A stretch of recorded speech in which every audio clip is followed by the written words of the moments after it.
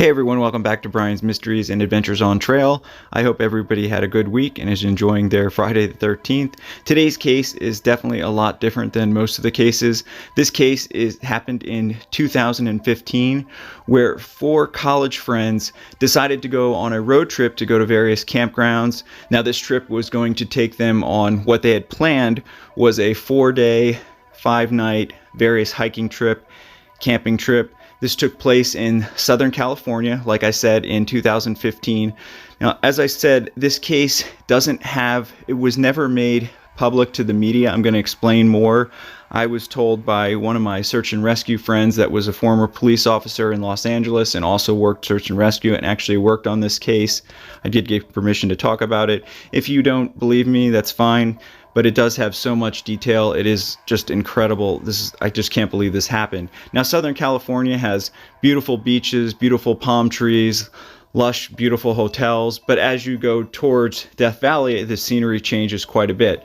It's a desert, and that was their plan. They were planning on going to first go from San Diego to Death Valley. This is roughly a 6-hour direct trip. Now, this trip was going to consist of 4 people: John, who was 21, he was the oldest; Katie, who was 20; Brad, who was 19; and Jamie, who was 20. The 2 girls had been roommates at the University of San Diego, and the men had also met at the same university. It was the group's plan that John was set to pick up Brad and Katie, and then they were going to use Jamie's car as the second car. Now, these people were all very, very excited about this trip. They had never taken a trip like this in their lives. They had gotten the idea from several movies that they had watched. In fact, one of them was, I'm sure, very familiar to you all, Into the Wild, which Jamie actually made a sign and was carrying with her during the trip. She wasn't actually a very confident driver, so she actually let Brad drive her car.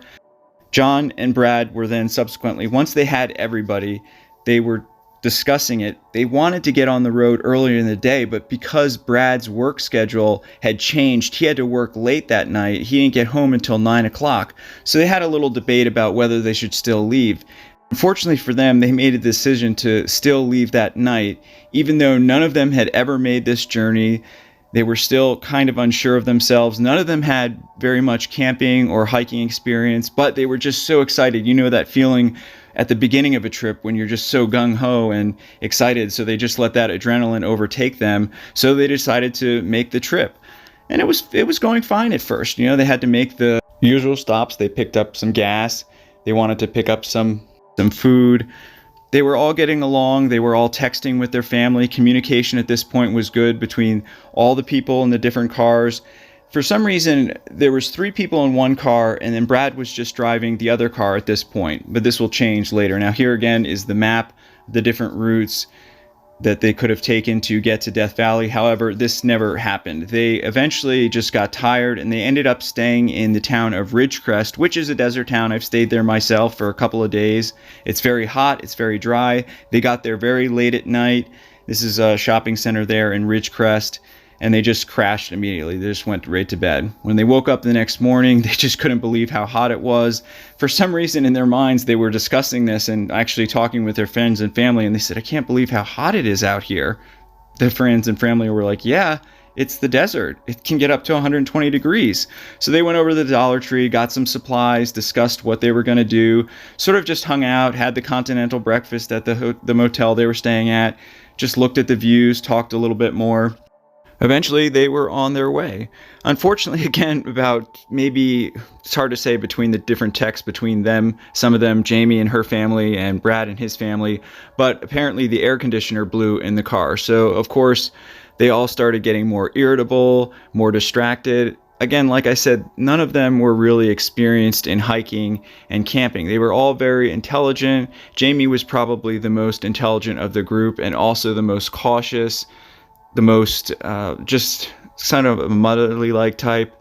Well, anyway, somehow around just before they got into the Death Valley area, they made a terrible mistake and went left, which led them into a state of basically being lost. And of course, they realized this after miles and miles, and they became panicked. Nighttime eventually fell, and they had no idea what they were doing. They had a map. Of course, they had their cell phones. This was 2015. but they were young and they were inexperienced. So they stopped. They found this little town called Ancala. Sorry if I'm pronouncing that wrong. It's a little town just at the southern point of the Sierra Mountains. They found a little resort and cafe that they were able to stay at because they were, of course, just sweltering from the heat at that point. And when they woke up in the morning, they saw these mountains. They were like, oh my gosh, look at those mountains. Again, they were texting back and forth with their families. So they decided to blow off Death Valley because they were done with the heat. They looked at the map and they're like, let's just go up 395 and we'll stop at the Lone Pine Campground, also known as the Whitney Portal, which is actually a good idea because it's a big campground. There's usually other campers there. They would have had a lot of, information. They could have asked the other hikers and campers that were there about various spots or the ideas that they could have done. But what they did was formulate their own plan. They planned to travel up 395. They looked at the map and they saw that there was many towns along this road, which there are. I've traveled it myself. There's Lone Pine, there's Independence, there's Bishop. These towns are really cool. I mean, they're small little towns, they're ski and hiking towns, and they're fun. So that was actually a good idea too. This was actually Jamie's idea. Once they got to Bishop, they were going to go into Yosemite National Park.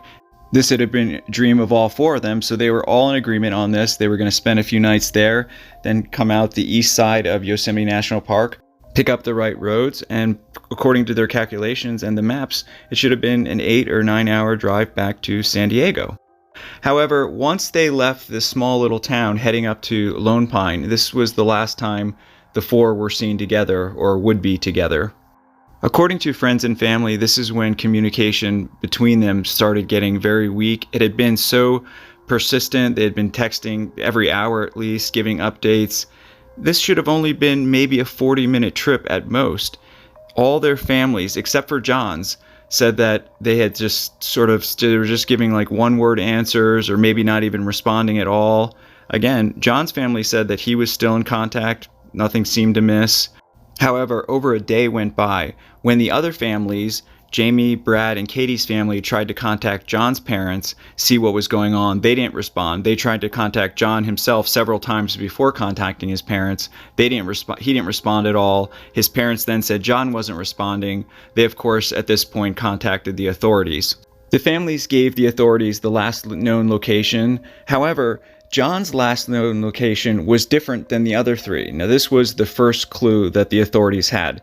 They spread out. They started sending officers to all areas that they could think of, obviously, but they did have a problem. Jamie's father was dying of cancer. He was terminal.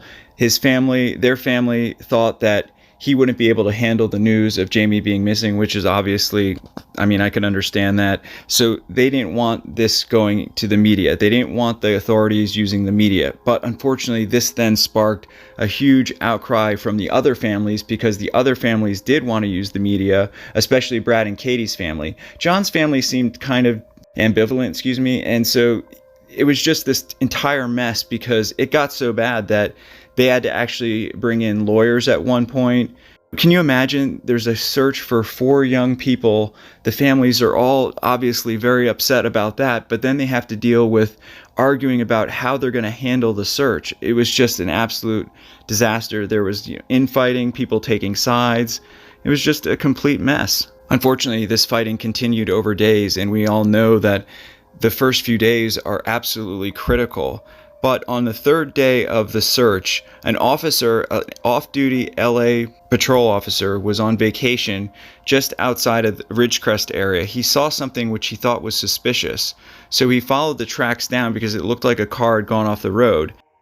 Further, it was sort of spun around where the normal road was, and it was a no-entry road. So he parked his Jeep that he was traveling in. He walked up a little bit, and what he found was a burned-out vehicle. He could tell it had been freshly burned out because some of the vegetation around was completely burned out. He inspected it closer. He just couldn't believe how burned out it was. It just looked like there was nothing left.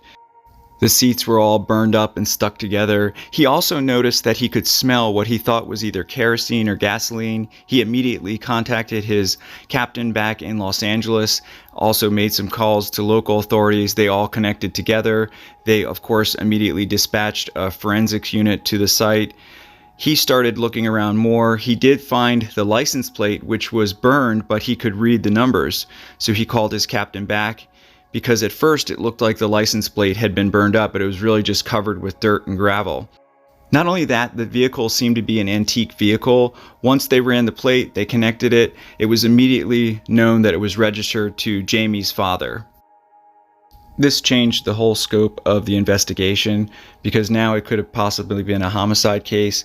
At first they just thought it was 4 kids that maybe had just gone missing, had gotten lost, but people don't generally burn out a vehicle for no reason. This was pretty evident that something really bad had possibly happened to these 4 young people. The FBI was called in at first because they weren't sure if the people had maybe gone into the state of Nevada. The lawyers were still going at it between the families. They really wanted to use the media. However, it was just a complete mess. But then about 4 days later, a Metropolitan Transit Authority agent was contacted by a local gas station attendant clerk. He said that there was a man that had been just sort of lurking around his station for a couple of days. He had a car, but he was just acting very bizarre. He had asked the man if he needed help. He said no. They obviously didn't want to put the gas station attendant in danger, but they thought maybe he could help keep him stay there by offering him a drink or something. This is a map of where this all took place. It was south of the town of Ridgecrest, but north of the town of Los Angeles. They asked several officers from the LAPD, some of their best detectives, to go up there and set up a surveillance unit. One of their best, Detective Parker, was sent up with his partner. They had video surveillance equipment, and after about 4.5 hours of surveilling the man was exactly what the clerk had said. He was just standing around his car. So the officers got to go ahead and they approached the man. They started questioning him. The man was very evasive with answering their questions, but he finally did admit to his name, and he was John. Now, some bizarre things started occurring after this. They started questioning him. They said, "Do you know anything about your friend's whereabouts?" So at this point, the officers weren't sure what was going on. John seemed to be rational. He wasn't intoxicated. They asked him why he had been standing there. He said that he had run out of money. He had no money for gas. He was waiting for a friend to come pick him up or bring him money. At this point, John started spinning the most insane tale of what had happened, or the last time he had seen his friends. John stated that they were supposed to go up to the Lone Pine campground. However, there was a forest fire there, so that prohibited them from going there. Okay, so far the story sounds rational. He then says that they found this other wooded area. John goes into extreme detail, which the officer found kind of bizarre. He said that they only stayed there one night, but John described this area like it was home. He was like, oh, the grass was so soft. There was fog off in the distance. The trees were long, but the branches weren't up until the top. He said, we all sat around. We tried to make a campfire, but it was so mossy. We got in a little bit of a disagreement about what we were supposed to do. Brad and Katie wanted to do one thing. John, myself, and Jamie wanted to do another. The officer saw that when he started talking about Jamie, he started getting more nervous. He started touching his face more, rubbing his eyes, sort of moving around a lot. And this was a seasoned detective. He knew that these were signs of possibly trying to evade the question, possibly trying to lie. John then went on to say that after that night, they packed up the car and they were going to follow through with their plan to head up north, but the girls just wouldn't have it. He said that they got in a huge fight in the car. He said they could not come to an agreement on what they wanted to do. Katie, Brad, and Jamie said they'd be happy to be left at this train station. John said, okay, are you sure? They said yes, so he left them at this train station. At this point, the detective was very suspicious. This did not seem right to him. He asked him what he did next. John said, well, I just left them there. I slept in my car for a little bit, and then I just drove into the night, heading back home. The officer asked him where home was. He said, well, it's in Arizona, but I go to school in the Southern California, San Diego. The officer then noticed that his car had some weird mud on it or sand on it. He said, is this your car? John replied, yes. At this point, the officer called for backup. He asked John if he would be willing to come back to the station. John willingly cooperated. He said that he would give him his parents' phone number. The officers contacted John's parents. They asked for some recent photos just to get a comparative ID. They noticed that John had significantly changed his appearance since the time that he left for this trip. He had cut his hair some, he had shaved the sides of it, he had got several piercings, a tattoo, he had dyed his hair. During the investigation, John stuck to his story. He didn't give up any other information. He said he hadn't spoken or seen his friends since. The officer said, well, why wouldn't you text them? They're your friends. Weren't you worried about them? He said, oh, we get in fights like this all the time. I'm sure I'll see them back at school. Meanwhile, the forensics unit back at the desert had collected all their samples, and by then they had shipped them off to the lab. They had gotten some dirt samples, various other samples that they thought might be prudent in the investigation. The DNA testing was taking place over the next couple of weeks. Now, they had let John go, but they had kept him under surveillance during this time. They brought him back since he was 21 years old. They knew that he was a pretty big flight risk. Plus, his parents seemed to be sort of hiding him. The DNA evidence finally did come back. The dirt samples on this car that John was found in, which, by the way, was a stolen vehicle. The vehicle that he had originally left on this trip with, he had gotten rid of that car. The car was found almost a year later, burned out in another section of the desert. Now, this case is still ongoing. John was arrested and charged with several different counts. I wasn't allowed to know what they were, but he is serving, I think, 40 years was what the sergeant told me. This case is still ongoing. They never did find the other three, so that's still an ongoing investigation. It's just a giant tragic mess. Jamie's father ended up passing away from cancer, never knowing what happened to his daughter. The families are all still in this huge legal battle. Obviously, the three families of Brad, Jamie, and Katie are all fighting a legal battle against John's family because they believe that he is the main suspect and he did something to them, which I kind of believe as well. I mean, it's kind of far-fetched to think that anyone else would have been involved. However, the other families are all still fighting amongst themselves because they feel if they were able to use the media, some of this could have been prevented. It's just a tragedy all around. I'd like to dedicate this video to Katie, Brad, and Jamie. My thoughts and prayers go out to their friends and family and all their families, just hoping that this can be, first of all, their legal battles can be resolved. They can just find closure in some way. And I pray for John, pray for his soul. I pray that he has the courage to admit what he did, come forward with his guilt, so that these families can all have the peace that they so lovingly deserve. I want to thank you all for watching, as always. I'm wishing you all a very happy and fun weekend. Special thank you to co.ag for providing the background music. I'll see you all in the next one. Take care. Copyright disclaimer: under Section 107 of the Copyright Act, 1976, allowance is made for fair use for purposes such as criticism, comment, news reporting, education, and more. No copyright infringement intended. The clips used in this video are brief, edited, usually with me narrating over, showing only amounts needed to make my point. I do not own or claim to own the rights to the footage. This video is considered fair use by YouTube and federal copyright law. Thank you again for all your support, all your comments. I have been going through them. I'm starting to make the list. So in my next video, I will be announcing the next winner of the final silver medal 1-ounce coin. So if anyone didn't comment in the last video, all you need to do is make a comment telling me which video on my channel has been your favorite, or a video that you'd like to see done, or any other things that you have on your mind or are thinking about for the channel, merch, anything like that. All right, guys, see you next time.